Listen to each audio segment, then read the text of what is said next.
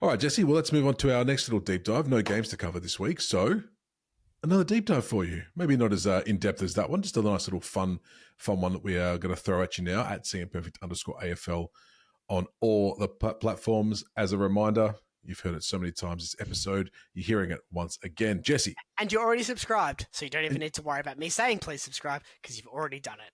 Good but if you're not. No, but they have. They've assured me that they have. So we I've don't need to assured factor in them. I just know, I trust our audience. A personal assurance, Jesse. How do you have this? How do you have this relationship with our people? Omnipresence. Good man. But what are we going to talk about, Jesse?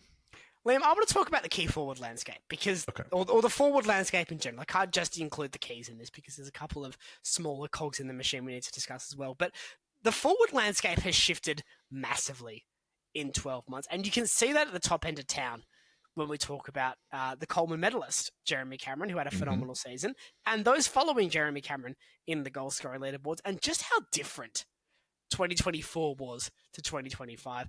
And I think we've seen a massive paradigm shift in the forward landscape, Liam. I think it's a completely different environment to 12 months ago. And I think we've really seen, the curtain for a number of players now in terms of being at this top end of town because there's a big tsunami of young players already hitting the scoreboard. I think going to continue to rise up the numbers as the years go by.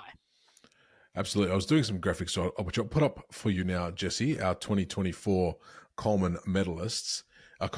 Yeah, they're all Coleman medalists. Everyone gets a medal. Everyone gets a medal. It's like D division running in primary school. That's all right. Now, I was doing this and putting up the top 10 in the Coleman race from 2024. And as you can see on the screen, if you're watching on YouTube, a lot of the names not there later. And also those negatives are huge. Some massive drop-offs across the 2 years. That there is. So Hogan won the medal last year with 69 goals.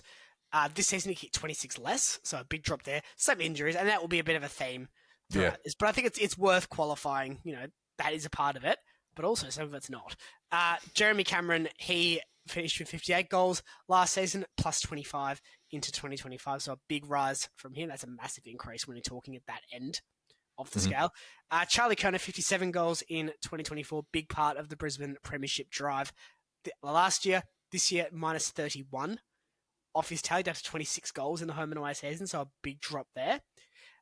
Ben King, 55 goals last season, plus 7 this year into 62, which is a nice return, given he's still got that upside as well, being 25. So still a couple of years of growth for Ben King, I think all going well there.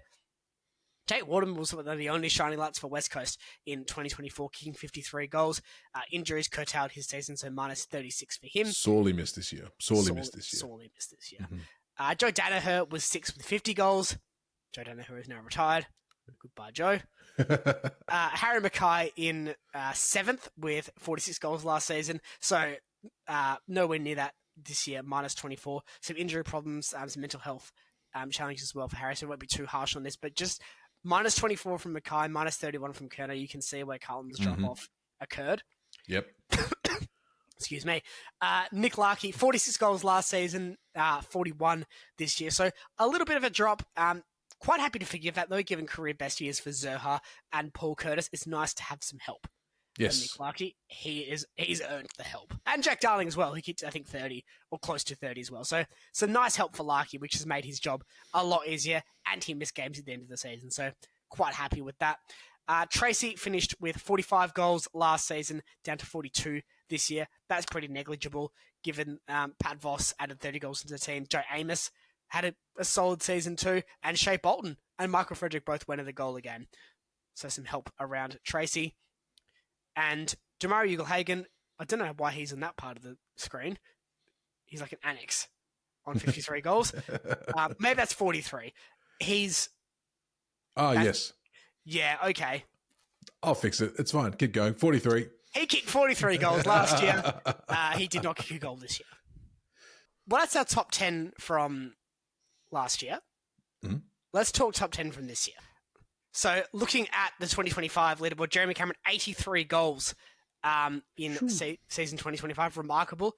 The most we've seen in a very long time too, just quietly. So a big result from Cameron. Ben King finished on 69 plus 14. I said plus 7 in the top 10 for 2024. I forgot that the Essendon game happened, and he had Jaden Laverty on him. What do you want me to say?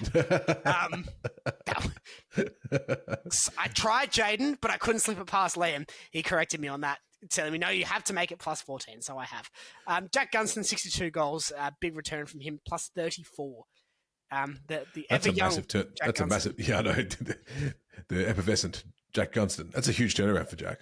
It's enormous turnaround. Aaron Norton, big season from a career best year. 60 goals gets him 4th place, plus 28 on last year, which is a big jump from him. Miss Georgiades in 5th with 58, so plus 19 from Mitch. He's been threatening to do this for a while, have that big breakout season. He did this year and really took that mantle as a reliable key in the competition. Also joining him, fellow South Australian player Riley Thilthorpe, this time at the Crows. Plus 40 goals from his 2024 season, which was ruined by injury, getting him to 55. Big year from the Filth. The Filth. The Filth. Jamie Elliott in 7th with 52, plus 31 on 2024. So another season that was hampered by injury last year for Elliott, but that's a big return. That's massive. I don't think I'd associate Jamie Elliott with being top 10 Coleman for quite some time, but he's having a bit of a go at it recently in the last few years.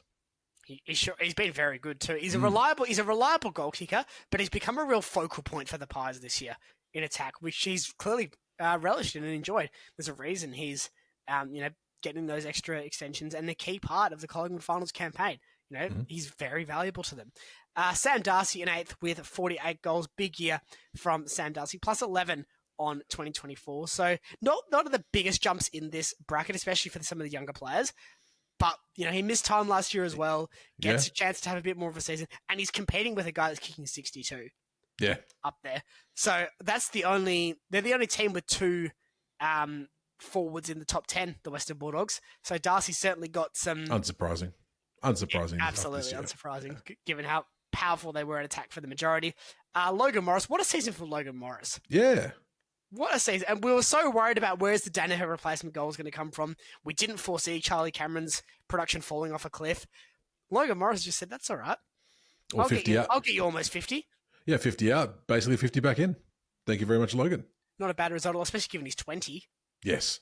There's some good young players coming through, Jesse. We're in for some good footy in the next few years, I think.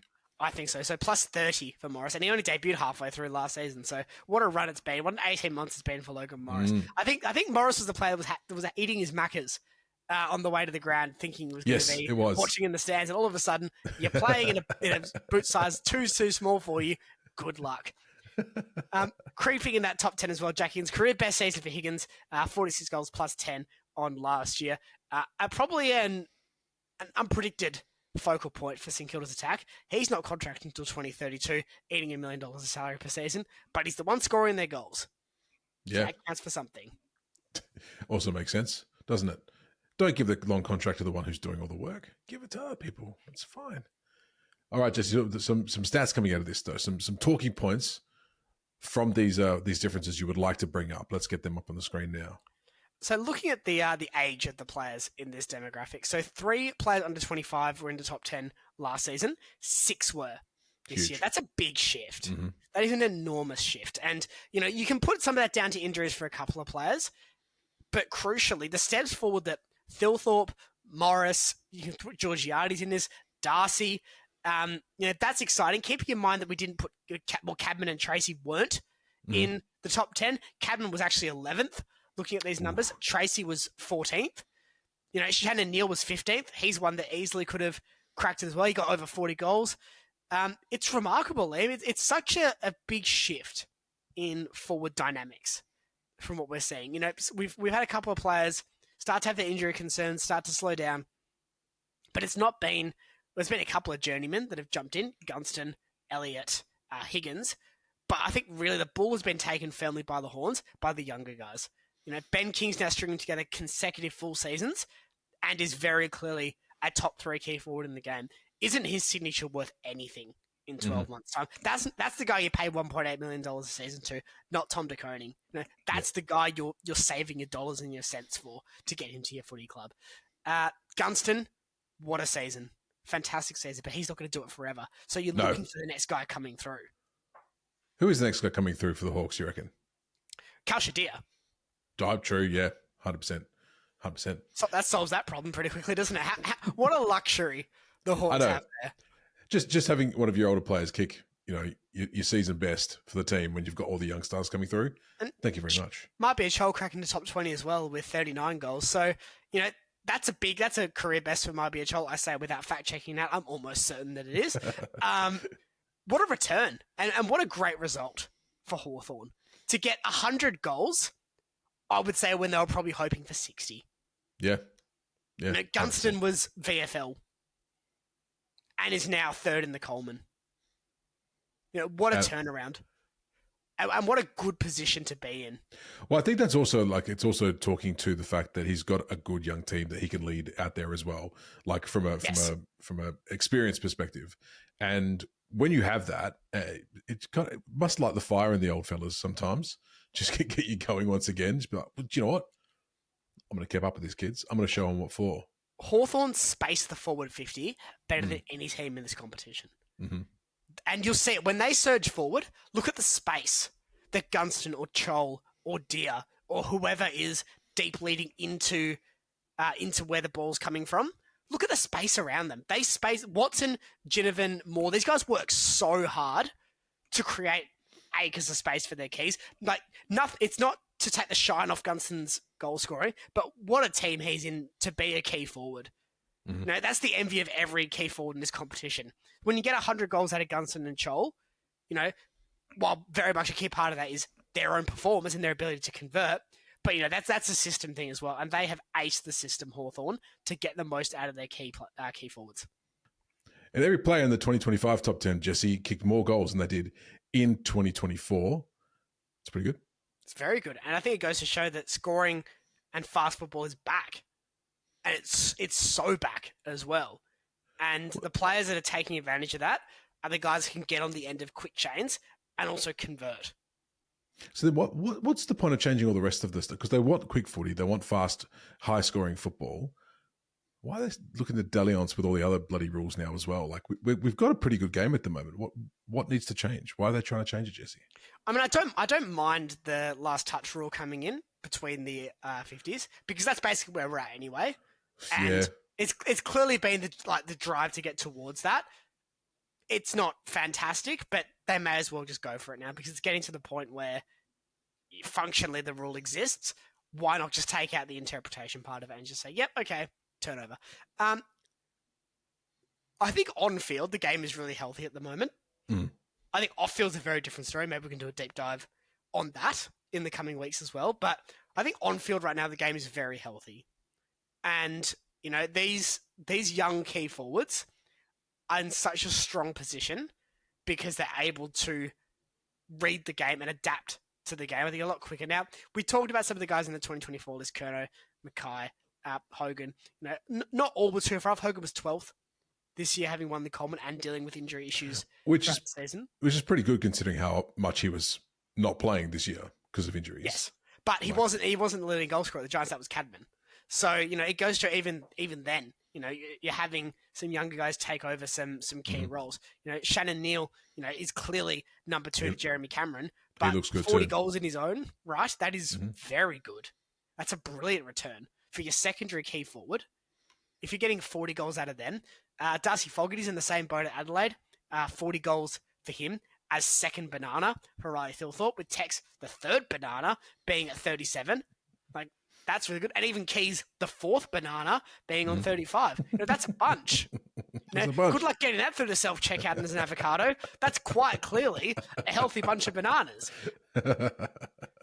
What a position to be in. But even looking through some of the teams that are highly represented, Liam, and this is maybe slightly off topic, but I think it's worth bringing up in this conversation, talking about forward landscape. So Gold Coast have 2 in the top 20, Ben King and Ben Long. That's nice and easy when they share the same name. It is. But look at the other finals teams. Fremantle only have the 1 in Josh Tracy. Brisbane only have the 1 in Logan Morris. Hawthorn have 2. They've got Chol and Gunston. Collingwood only have the 1 in January. Interesting. So no key forwards popping up there for the Pies. And that was, I guess, to be expected this season. My check, not too far. If you finished with 36 goals, good enough for tied 26, which isn't a horrible return by any means. But, potentially a surprising point that they didn't feature in there. The Giants have 3 in that bracket. Cadman in 11th, Hogan in 12th, Green in 15th, all above 40 goals. So that's also, very strong in that regard. Very handy indeed. Very handy indeed. I think that sums it up. And Geelong with 2, as we mentioned before. So some teams with some really good forward power and the ability to move the ball down there quickly are succeeding. And teams with young key forwards, we're really starting to see shine. I mean, with the exception of Collingwood, I'd say just about every team in the final series has an exciting key forward or an elite key forward. Pick your poison out of those two under the age of 25.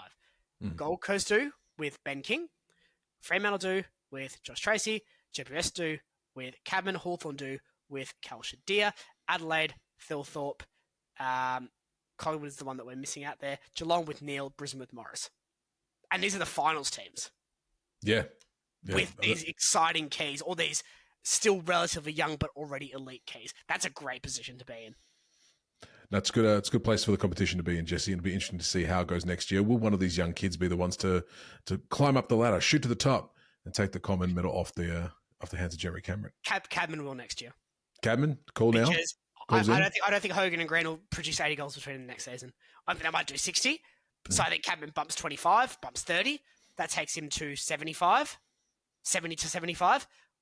That's good enough in just about every other season.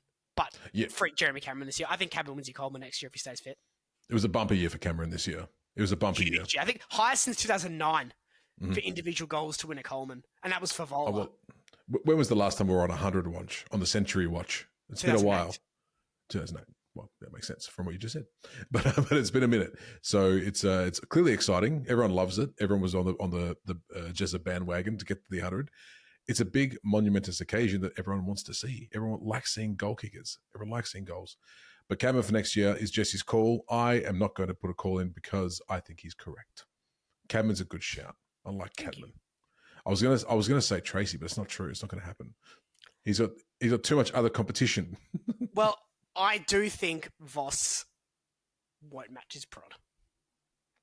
I think it's been lightning in a bottle for Pat Voss this season. Oh, interesting. I've loved the ride. I don't think he's a sustainable 30 goal a season forward. I think Giles will get a bump next season. I think Tracy will get a decent bump.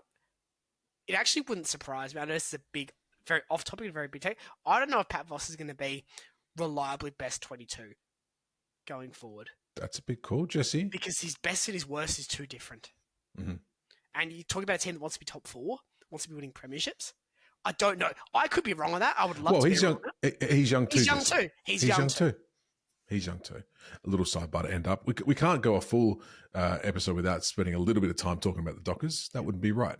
Look. Yeah, there it is. If you're on YouTube, you can see my Guernsey in the background. If you can't, it's the 2025 retro one, which I'm sure I'll be wearing on Saturday. You better be. Let's wrap it up, Jesse. Let's finish it up there. Send the lovely people home. Thanks, everyone, for tuning in to the Centimetre Perfect AFL podcast. If you enjoyed the show on your preferred podcasting platform, a 5-star review never goes astray. If you're watching it on YouTube and enjoyed this deep dive, a like and a subscribe is fantastic at this time of year heading into finals. You can also catch our Just Tips preview show here on YouTube where we talk all things finals. That's coming out in the next couple of days as well for the brackets. So very exciting for that. Keep your eyes peeled. But the best type of review you can give us is word of mouth. So tell your friends, tell your family, tell everyone you're doing kick with on the weekend when you're going for goals that, hey, Jesse thinks that Aaron Cameron's going to win the Coleman next year, and you should listen to him on the Centimetre Perfect AFL podcast because he's right sometimes. Until next time, we'll see you soon. Thank you for tuning in on Centimetre Perfect. Bye, everybody.